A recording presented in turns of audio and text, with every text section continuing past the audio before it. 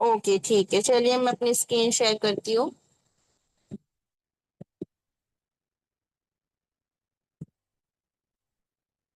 Screen visible है?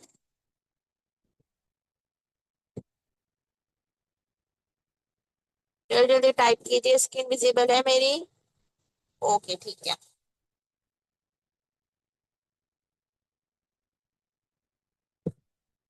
हम लोग ने अभी तक जो सीखा एक बार उसका रिकैप कर लेते हैं। हम लोग ने सीखा introduction to graphic design and Canva basics. और आज हम सीखेंगे कोर प्रिंसिपल्स ऑफ डिजाइन।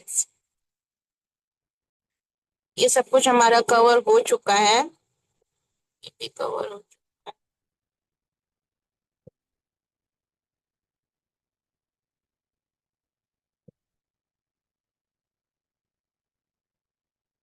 हाँ, मॉडल टू से आज हमारा चालू हो रहा है। Model two, core principles of graphic designing.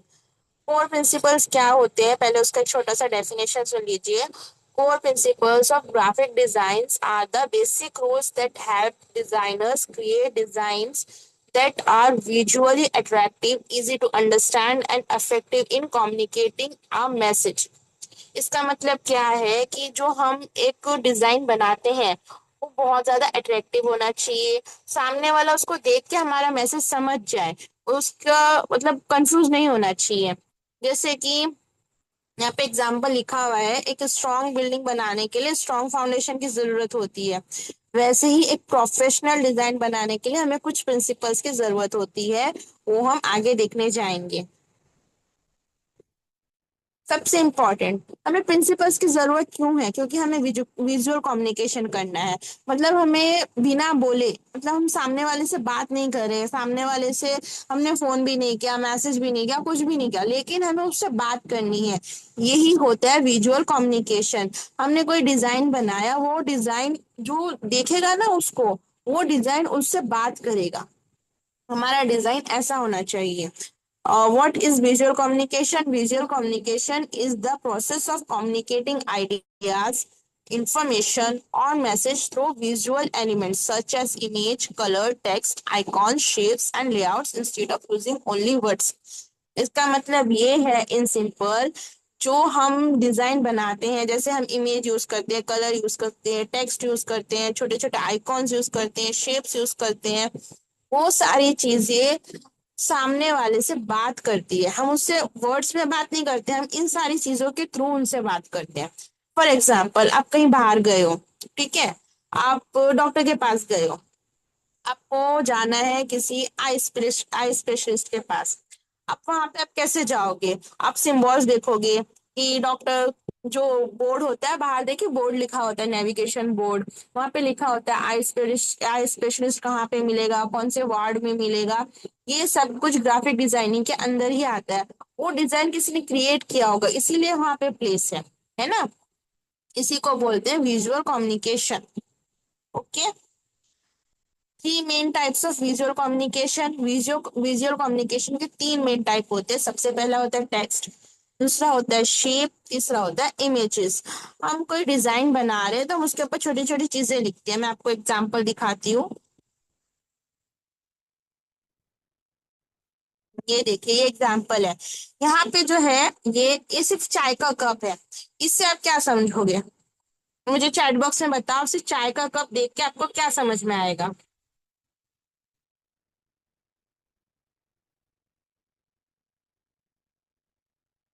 Reply करो जल्दी जल्दी। अगर आपने सिर्फ एक चाय का कप देखा तो आपको क्या समझ में आया? वो क्यों रखा है वहां पे? आपको कुछ अंडरस्टैंड हुआ? कुछ भी नहीं समझ में आया, है ना। वैसे ही अगर आप लोग ये वाला पोस्टर देखते हो, ये वाला पोस्टर, तो इसमें कैसे क्लियरली लिखा है, एक ड्रीम लाइफ कैफे है। वहां पे जो कॉफी का प्राइस है वो लिखा है, जो नॉन कॉफी जो मिल्क शेक्स होते हैं उसका प्राइस है वो लिखा है, फूड का प्राइस लिखा है, डिजर्ट्स का प्राइस लिखा है। यहाँ पे आप देख के समझ सकते हो कि हाँ ये है। इसमें देखिए आइकॉन्स यूज हुए हैं। ये देखिए, यहाँ पे आइकॉन यूज हुआ है, यहाँ पे टेक्स्ट यूज हुआ है, यहाँ पे इमेज यूज हुई है, एक बढ़िया सा लेआउट है। यही सब चीजें आती है हमारे ग्राफिक डिजाइन में। समझ में आया आपको ये सब कुछ?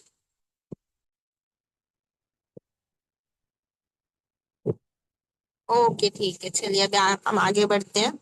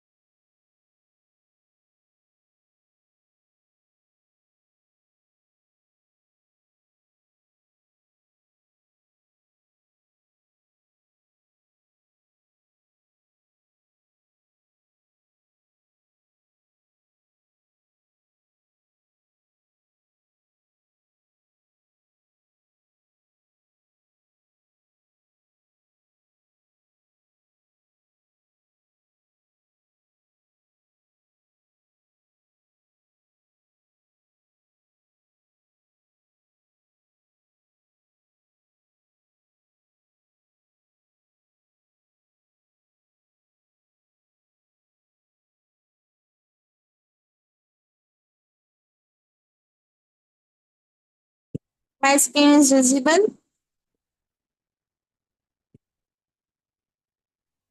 विजिबल है स्क्रीन। वॉइस क्लियर है मेरी? ओके ठीक है, चलिए हम स्टार्ट करते हैं।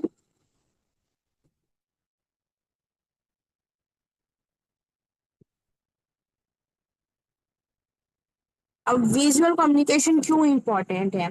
लोग टेक्स्ट जो होता है, जो जैसे कि अभी कहीं पे कुछ लिखा है तो लोग पढ़ने से ज्यादा ना इमेजेस देखना पसंद करते हैं।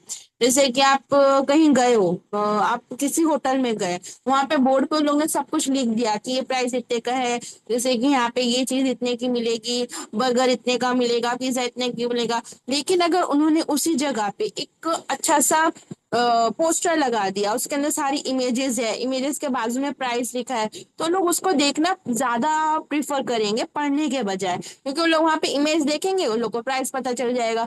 लेकिन वही पढ़ने के लिए उनको पूरा पढ़ना पड़ेगा। यही होता है विजुअल कम्युनिकेशन के अंदर डिफरेंस, कि हमें पढ़ाई नहीं करनी है, मतलब हमें जो लिखा हुआ है उसको रीड नहीं करना है, सिर्फ उसको देख के हमें पता चल जाएगा कि ये चीज है, ये इतने में मिलेगी हमारे को। ओके। इसीलिए विजुअल कम्युनिकेशन इंपॉर्टेंट होता है। Visual communication is important because people understand and remember images faster than plain text। जो मैंने अभी आपको समझाया इसका मतलब वही है। It helps communicate ideas clearly, grab the attention and makes information more engaging and easy to understand। इसका जो विजुअल कम्युनिकेशन है उसकी वजह से हम लोगों के अटेंशन को ग्रैब कर सकते हैं। मतलब कि कोई भी इंसान हमारे ऊपर जल्दी अटेंशन देगा। इसका मतलब यही है। ओके। नेक्स्ट, हमारा जो फर्स्ट प्रिंसिपल है वो है कलर साइकोलॉजी। जैसे कि मैंने अभी आपको बताया, डिजाइनिंग के फोर मेन प्रिंसिपल है। सबसे जो फर्स्ट है वो है colour psychology. Colour psychology is the study of how colours influences people emotions, feelings and decisions. Colour psychology का जो मतलब है वो है कलर्स कैसे इन्फ्लुएंस करते हैं जो लोगों की इमोशंस होते हैं, उनकी फीलिंग्स होती है, उनके डिसीजंस को। Different colours create different moods and helps communicate a message effectively. जैसे कि जो अलग अलग कलर्स होते हैं ना, वो अलग अलग मूड के हिसाब से होते हैं। जैसे कि आप डॉक्टर के पास जाओगे, वहां पे ज्यादातर ग्रीन कलर होता है, फिर वाइट होता है, फिर आप देखोगे तो वहां पे ब्लू होता है। ये सारे जो कलर्स है ये डॉक्टर जो मतलब कि हेल्थ से रिलेटेड है। नेक्स्ट, अब जब किसी पिज्जा का या किसी बर्गर का पोस्टर देखोगे तो वहां पे वाइब्रेंट कलर होते हैं। जो कलर्स होते हैं ना, हमारे मूड, हमारे इमोशंस और हमारी फीलिंग को एक्सप्रेस करते हैं। यही मतलब है कलर साइकोलॉजी का।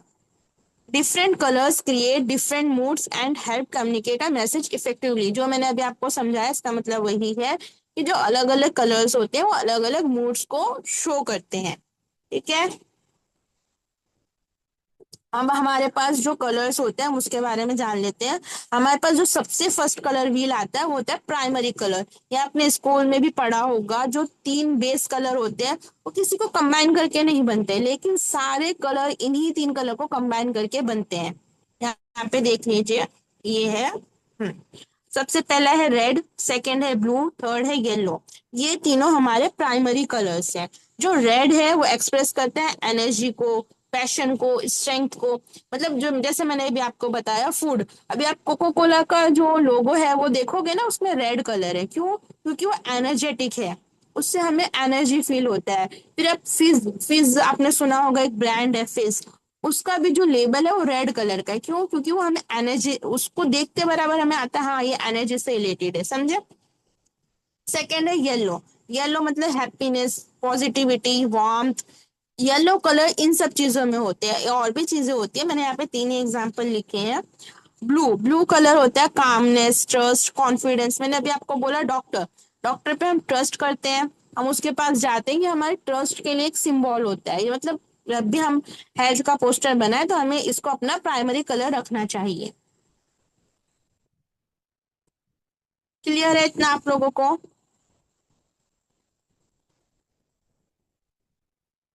चैट में बता दीजिए सबको क्लियर है। यहाँ तो कोई डाउट है आप लोगों को? जो भी डाउट हो आप मुझसे अभी पूछ लीजिएगा।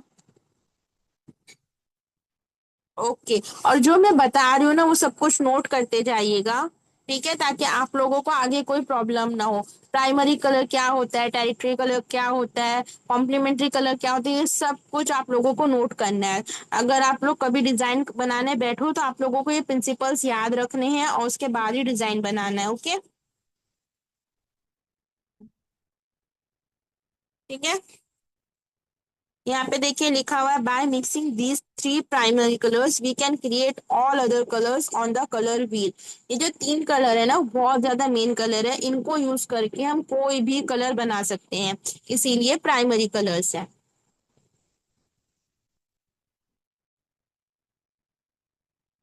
Okay. Second is secondary colors. Secondary colors are created by mixing two primary colors in equal amount. The three secondary colors are orange, green, and purple. They add variety, balance, and creativity to designs. इसका मतलब ये है जो secondary colours होते हैं वो primary colours को बना के बनते हैं। देखिए हमने यहाँ पे देखिएगा, हमने यहाँ पे रेड और येलो को बनाई, रेड और येलो। रेड और येलो हमारे प्राइमरी कलर्स थे, हमने इसको मिक्स किया तो हमें क्या मिलेगा? ऑरेंज मिलेगा। जो ऑरेंज है वो हमारा सेकेंडरी कलर है। ओके। इसी तरह हमने येलो और ब्लू को मिलाया तो हमें ग्रीन मिलेगा। ग्रीन हमारा यहाँ पे सेकेंडरी कलर है। यही सारी चीजें हमें रिपीट करनी है तो हमें हमारे सेकेंडरी कलर्स मिलते जाएंगे। एक कलर व्हील में भी आपको शो हो रहा होगा, purple, yellow, green, blue, orange, red. ये सारे जो सिक्स कलर्स है ये हमारे सेकेंडरी कलर्स है। ओके। अब यहाँ पे देख लीजिए ऑरेंज कलर क्या शो, ऑरेंज कलर कैसे बनता है, यहाँ पे वो लिखा हुआ है, यहाँ पे मैंने नहीं लिखा था। हाँ, से orange colour represent energy, enthusiasm and warmth. Energy same जैसे मैंने अभी आपको पहले एक्सप्लेन किया, ऑरेंज कलर क्यों यूज होता है।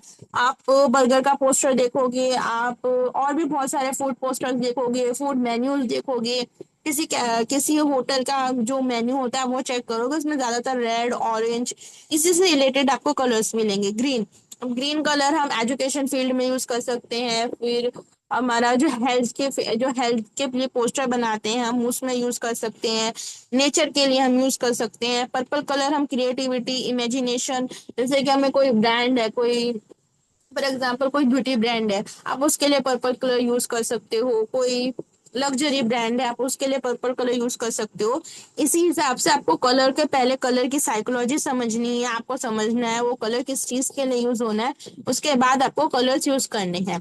नेक्स्ट आता है हमारा टेरिटरी कलर्स। टेरिटरी कलर्स क्या होता है, जो हमने अभी देखा प्राइमरी और सेकेंडरी, इन सब कलर्स को मिक्स करने के बाद हमें जो तीसरा शेड मिलता है उसको हम बोलते हैं टेरिटरी कलर्स। अब यहाँ पे देखिए, यहाँ पे देखिए, ये रेड है, ये ऑरेंज है, और ये इसके टेरिटरी कलर है, ऑरेंज, ऑरेंज के रेड ऑरेंज है, ठीक है। इसी तरह ये पर्पल है, ये पर्पल है, इन दोनों को मिला के ये कलर बनता है। यहाँ पे देखें, यहाँ पे भी लिखा हुआ है red plus orange is equal to red orange, yellow plus orange is equal to yellow orange.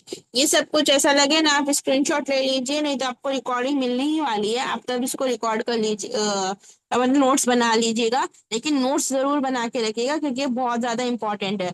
अगर आप स्क्रैचिंग, मतलब आप किसी के टेम्पलेट को यूज नहीं कर रहे हो, सिर्फ स्क्रैच से अपना डिजाइन बना रहे हो, तो आपके सारे प्रिंसिपल्स ध्यान में रख के फिर ही आपको डिजाइन बनाने हैं, ठीक है। यहाँ पे सब कुछ लिखा हुआ है, कौन सा कलर क्यों यूज होता है, आप इसको भी नोट कर लीजिएगा जब भी आपको रिकॉर्डिंग प्रोवाइड हो। नहीं तो आप स्क्रीनशॉट खींच लीजिए और उसके बाद आप अपना नोट्स बना लीजिएगा, ठीक है। अब यहाँ पे होता है, हम जब डिजाइन बनाते हैं, मैंने आपको पहले भी बोला था, हम जो लाइट कलर होता है उसके ऊपर डार्क शेड यूज करते हैं ना, है ना। तो यहाँ पे देख लीजिए हम कौन से कलर पे कौन सी शेड यूज कर सकते हैं। सबसे पहला आता है कॉम्प्लीमेंट्री कलर। कॉम्प्लीमेंट्री कलर क्या होता है, अपोजिट कलर्स।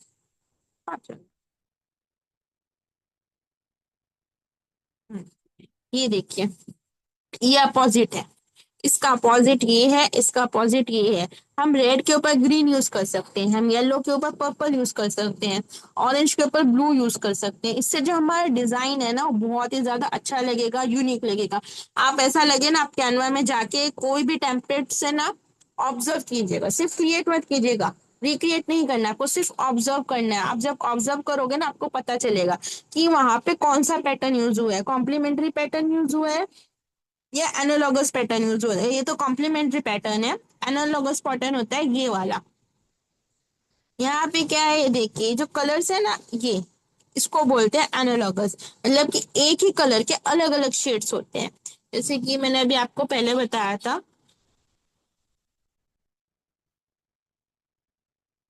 ये देखिए,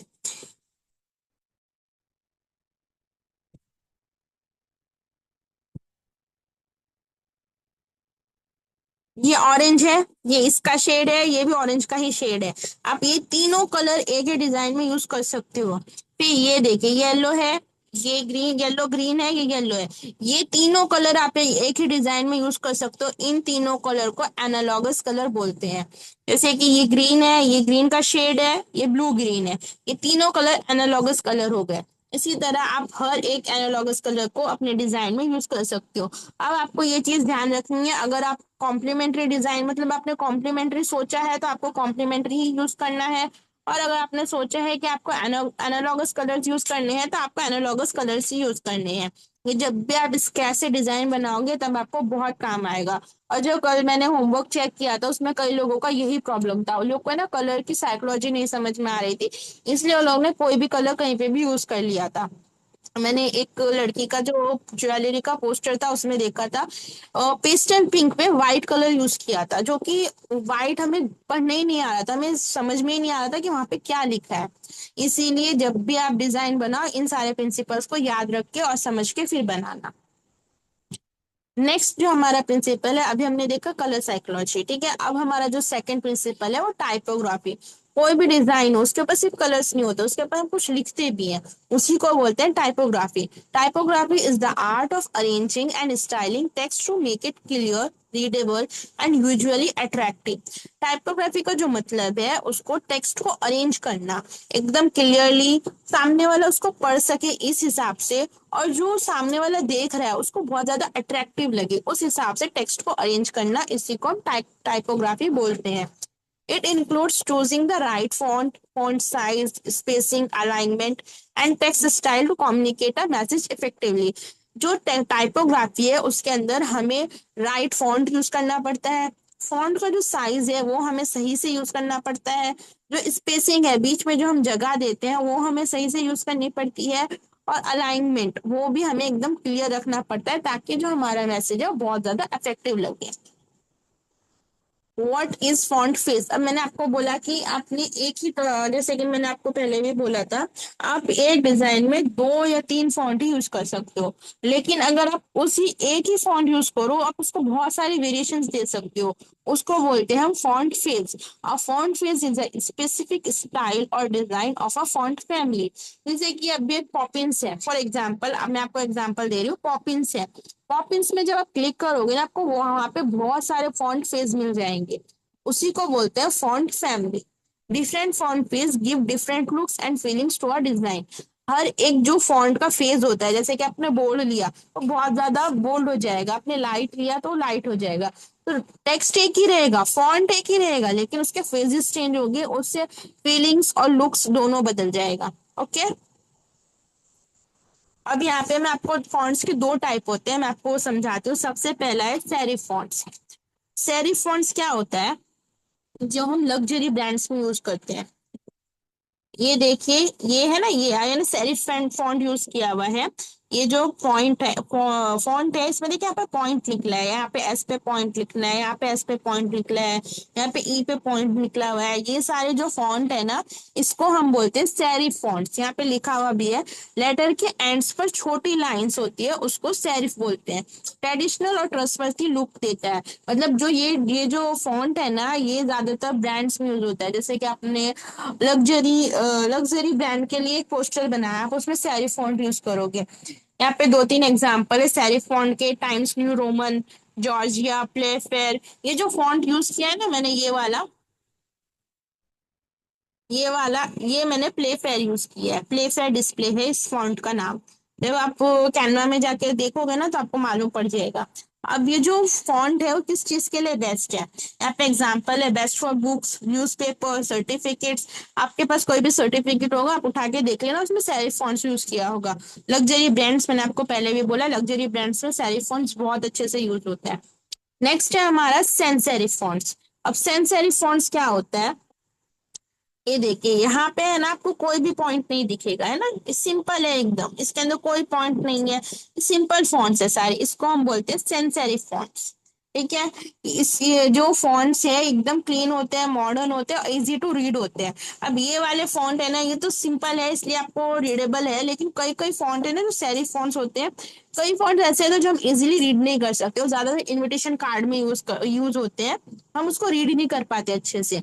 इसीलिए अगर हम कोई मैसेज देने वाला, कोई ऐसा ऐसा पोस्टर बना रहे हैं, जैसे कि हम यूट्यूब थंबनेल बना रहे हैं, इंस्टाग्राम पोस्ट बना रहे हैं, तो उसमें हमें ना सेंस सेरिफ फॉन्ट्स यूज करने चाहिए। सेंस सेरिफ फॉन्ट्स के एग्जांपल लिख लीजिए: पॉपिंस, मॉन्स्टरार्ट, ओपन सेंस, रोबोटो। ये सारे एग्जांपल है, आपको और भी बहुत सारे फॉन्ट्स कैनवा में मिल जाएंगे, आप जाके एक बार चेक कर लीजिएगा। ये जो सारे फॉन्ट्स है वो किस में ज्यादातर यूज होते हैं? इंस्टाग्राम पोस्ट में यूज होते हैं, यूट्यूब थंबनेल में यूज होते हैं, प्रेजेंटेशंस में यूज होते हैं, सोशल सोशल मीडिया डिजाइन्स में यूज होते हैं, और बहुत सारी जगह यूज होते हैं। अब देखिए, जो मैंने प्रेजेंटेशन बनाई है, इसमें मैंने सेंस सेरिफ फॉन्ट ही यूज किया है। क्यों? क्योंकि इजीली रीडेबल है, आप लोगों को अच्छे से समझ में आएगा। और अगर आप लोग इसका स्क्रीनशॉट ले लोगे, इसकी रिकॉर्डिंग देखोगे, तो भी आप मेरे मेरे बिना बोले भी इसको जो लिखा हुआ है उसको समझ लोगे। इसी को बोलते हैं सेंस सेरिफ फॉन्ट्स। यहाँ तक क्लियर है आप लोगों को?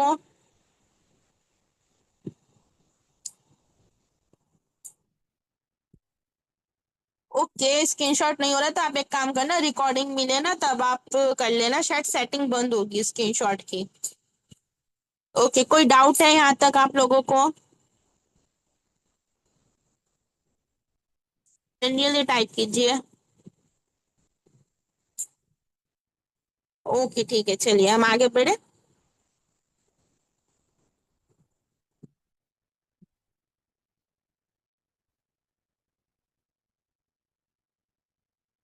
नेक्स्ट आता है लेटर स्पेसिंग।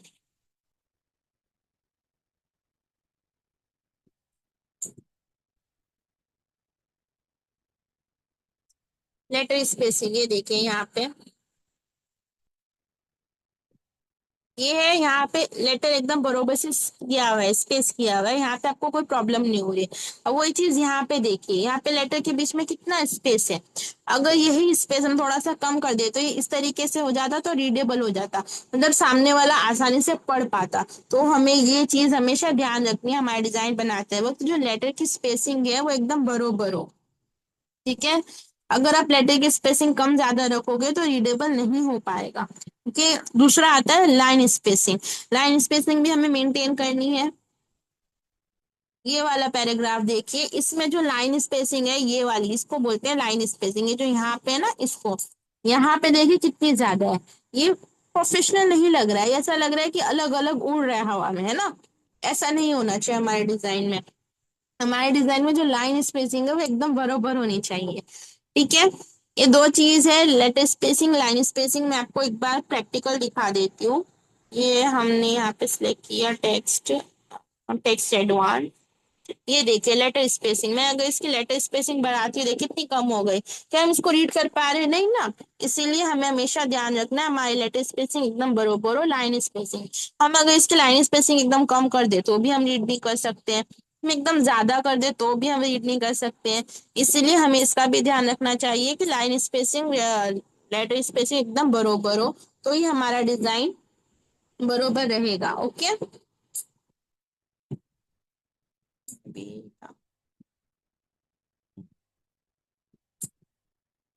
नेक्स्ट है हमारा कर्निंग। कर्निंग क्या होता है? Kerning is the process of adjusting the space between two individual letters to make the text look balanced, readable and visually appealing. ये देखिए यहाँ पे एक वर्ड लिखा है, ये वाला, ये वाला वर्ड एवरीवन। ये यहाँ पे है ना, यहाँ पे इसका जो स्पेस है ना, इसी को बोलते हैं कर्निंग। मैं आपको प्रैक्टिकली दिखाती हूँ। ये होगा टेक्स्ट एडवांस का मेरा।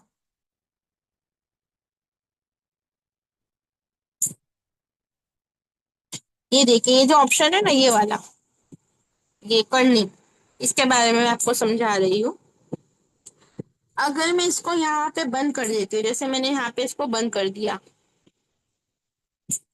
मैं इसको यहाँ पे बंद कर देती हूँ तो आपने यहाँ पे देखा, यहाँ पे थोड़ा सा चेंज हो गया। ये है ना, वाई और यू एकदम करीब करीब आ गए। जब आप लोगो बनाओगे ना तब आपको इसकी ज्यादा जरूरत पड़ेगी कर्निंग की। अब मैं इसको बंद कर देती हूँ। अगर मैं कर्निंग को वापस से चालू कर देती हूँ, जो स्पेस है बरोबर हो गया। यही मतलब होता है कर्निंग का। कर्निंग का जो मतलब है, जो दो लेटर्स है उनके बीच में स्पेसिंग एकदम बरोबर होनी चाहिए, स्पेशली जो पॉइंट वाले लेटर्स होते हैं ना उनके। कई बार क्या होता है, कई बार क्या होता है ना, ये जो ई और वी है ना, इसमें भी ये होता है। एक सेकंड जूम करके बताती हूँ। ये देखिए, कई बार क्या होता है ना, यहाँ पे जो स्पेस है, ये वाला स्पेस कम ज्यादा होता है, ये वाला स्पेस कम ज्यादा होता है, ये वाला स्पेस कम ज्यादा होता है। जब हम लोगो बनाते हैं ना तब हमें ज्यादा दिखाई देता है। वैसे हम जब कोई टेक्स्ट पढ़ते हैं तो हमें इतना समझ में नहीं आता है, जब हम लोगो बनाते हैं ना तब हमें बहुत प्रॉब्लम होती है। तो आपको कर्निंग का भी ध्यान रखना है। कर्निंग एडजस्ट करने के लिए आपको यहाँ पे क्लिक करना होता है, आपको जाना होता है टेक्स्ट एडवांस में। यहाँ पे आप नीचे थोड़ा स्क्रॉल करोगे तो यहाँ पे ऑप्शन मिल जाता है रिफाइन कर्निंग, यहाँ पे आप क्लिक करोगे तो हो जाएगा। टर्न ऑन कर सकते हो आप, यहाँ पे टर्न ऑन हो गया, यहाँ पे आप क्लिक करोगे तो टर्न ऑफ हो जाएगा। ठीक है, टर्न ऑन रखती हूँ, यही बरोबर है।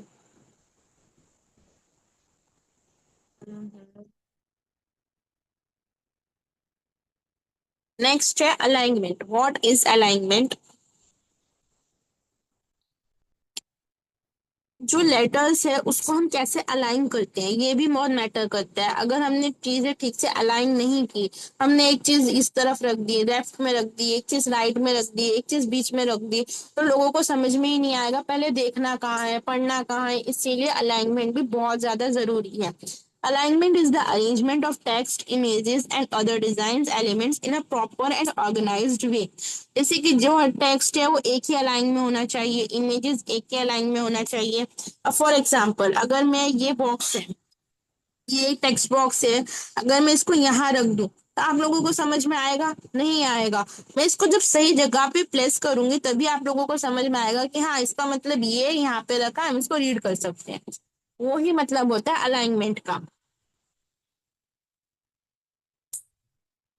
अलाइनमेंट का मतलब वही होता है हर एक चीज को अच्छे से बैलेंस्ड तरीके से हमारे डिजाइन में शो करना। अब यहाँ पे चार टाइप की अलाइनमेंट होती है। फर्स्ट है लेफ्ट।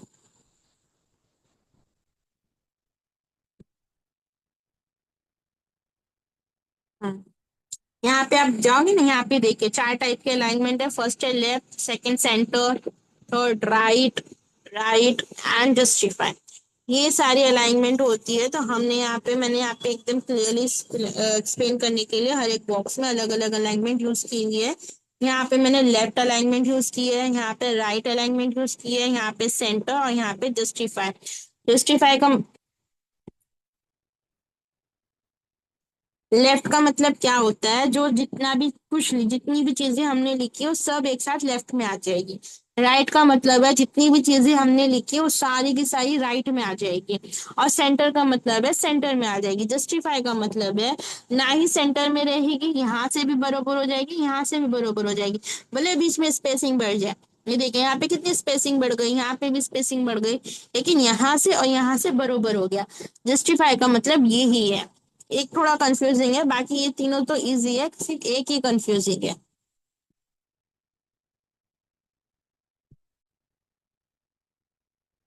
नेक्स्ट है जो हमारा प्रिंसिपल है। अभी हमने देख लिया, मैंने अभी तक तीन प्रिंसिपल देखे। हमने देखा colour psychology, second one is typography, third one is alignment and next one is हेरारेकी।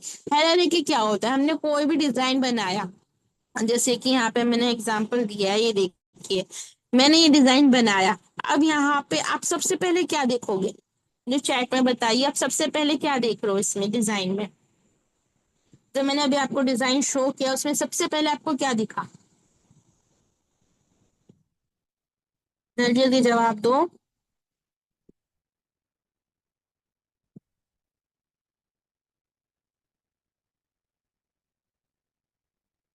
क्या हो गया, कहाँ चले गए सब लोग?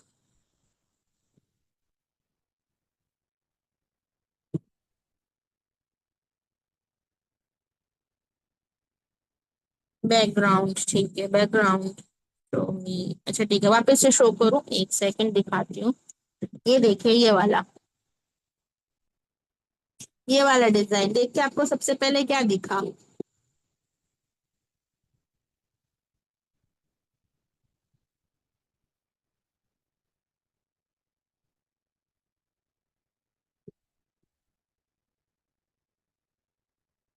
बैकग्राउंड, ठीक है सही बात है, बैकग्राउंड दिखा।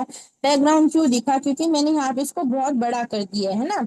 अब वही डिजाइन आप यहाँ पे देखिए, यहाँ पे आप लोग को क्या दिखेगा, आवर सर्विसेज, क्योंकि वो ज्यादा हम लोग को जो लोगों का ध्यान है सबसे पहले आवर सर्विसेज पे खींचना था, उसके बाद नीचे लिखी हुई चीजों पे, उसके बाद हमारा जो सिटी है उस पे। ये ये होती है विजुअल हायरार्की। जब हम कोई भी डिजाइन बना रहे हैं तो हमें उस डिजाइन को इस तरीके से प्लेस करना है कि जो हमारा व्यूअर है उसकी आंखें सबसे पहले जो हम दिखाना चाहते हैं वो चीज वो देखे। मैं यहाँ पे आप लोगों को सबसे पहले बैकग्राउंड दिखाना चाहती थी, इसलिए मैंने सबसे ज्यादा बड़ा बैकग्राउंड को कर दिया। उसी तरह मैं यहाँ पे जो दूसरा डिजाइन है उसमें आप लोगों को सबसे पहले अवर सर्फेसेस दिखाना चाहती थी, तो मैंने उसको बड़ा कर दिया। इसी को बोलते हैं विजुअल हायरार्की। जब भी हम कोई डिजाइन बनाए तो हमें इन बातों का ध्यान रखना पड़ता है। यहाँ तक अभी सबको सब कुछ क्लियर है यहाँ तक? ओके। मैंने कितने प्रिंसिपल्स बताया आपको, जल्दी जल्दी मुझे टाइप करके बताइए, सबका नाम बताइएगा, कितने प्रिंसिपल्स बताए मैंने आपको? ओके, फोर प्रिंसिपल्स बताए। फोर प्रिंसिपल्स का नाम क्या है?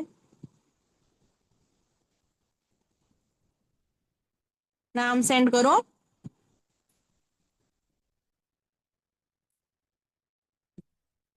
जल्दी जल्दी करो।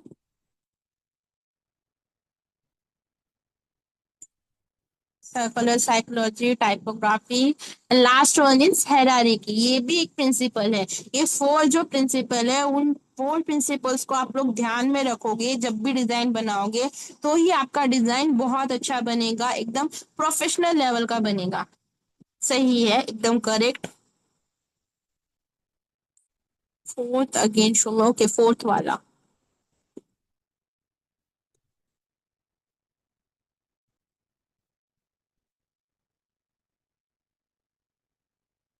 Fourth one is hierarchy.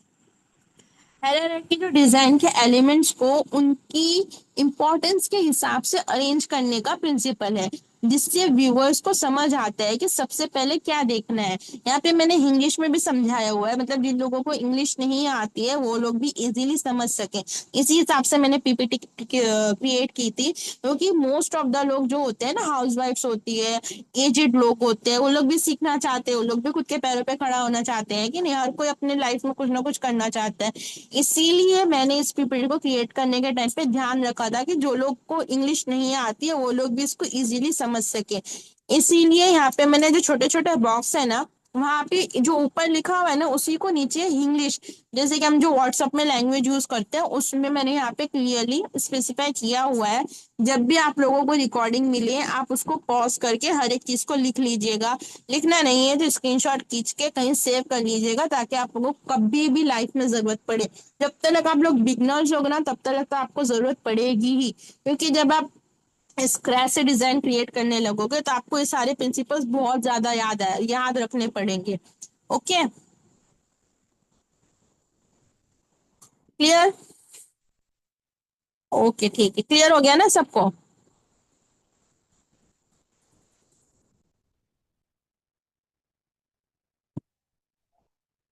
ठीक है ठीक है ठीक है। ओके ठीक है। आज की क्लास आप लोगों को कैसी लगी? अच्छे अच्छे फीडबैक्स देना।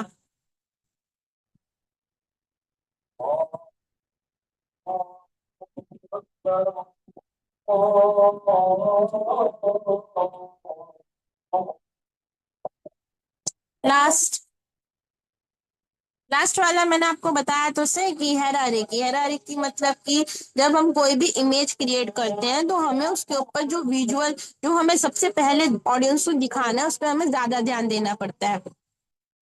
अगर हम उस चीजों पे ध्यान नहीं देंगे तो जो हमारा व्यूअर्स है वो अच्छे से देख नहीं पाएगा, समझ नहीं पाएगा। हम उससे कम्युनिकेट नहीं कर पाएंगे, हम उसको बता नहीं पाएंगे हम उसको क्या दिखाना चाहते हैं, क्या समझाना चाहते हैं। इसी का मतलब होता है हैरारिकी। ओके।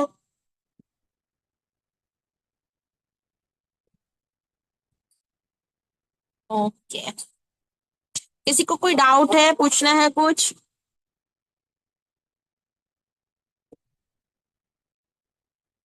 ओके ठीक है। 6 लोग हैं लेकिन सिर्फ 3 से 4 लोगों ने ही रिव्यू दिया। चलिए कोई बात नहीं। अब आप लोग अपना होमवर्क सुन लीजिए, आप लोगों को होमवर्क क्या करना है। आप लोग एक सेकंड।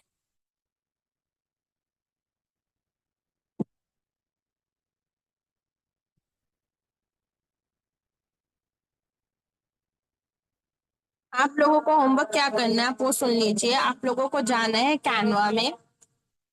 यहाँ पे कैनवा में आप लोग आओगे। कैनवा में आने के बाद आप लोग यहाँ पे,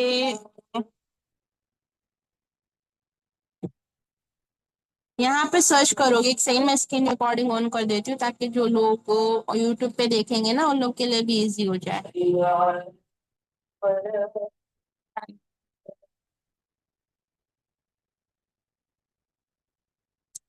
एक काम करती हूँ, मैं आप लोगों को ना व्हाट्सएप पे होमवर्क सेट कर दूंगी, क्योंकि अभी अजान हो रही है ना इसीलिए। चलेगा ना आप लोगों को, कोई प्रॉब्लम नहीं है ना मैं व्हाट्सएप पे होमवर्क सेंड करूँ तो?